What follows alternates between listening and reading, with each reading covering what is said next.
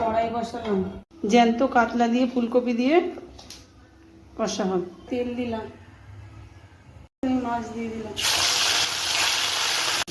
মাছ ভাজা হয়ে গেছে, আমি তুলে নিলাম। আমি তেল অ্যাড করলাম, আমি 5 ফোড়ন অ্যাড করলাম। এবার আমি আদা অ্যাড করলাম। আলু ভাজা ভাজা হয়ে গেছে, আদা অ্যাড করে দিলাম। কপিটা একটু ভেজে নিয়েছি, ভেজে নিয়ে এবার অ্যাড করছি। এবার নাড়িয়ে দিচ্ছি। হলুদ, জিরে, লঙ্কা, টমেটো আমি একসঙ্গেই অ্যাড করছি। এবার আমি জল অ্যাড করছি। এবারে ঢাকা দিয়ে দিলাম, মাছটা অ্যাড করে দিলাম। মাছ অ্যাড করলাম, কষা হয়ে গেছে আমার।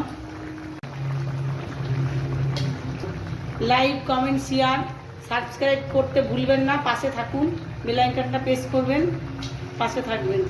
নিত্য নতুন ভিডিও দেখার জন্য আমার পাশে থাকবেন সাবস্ক্রাইব করে।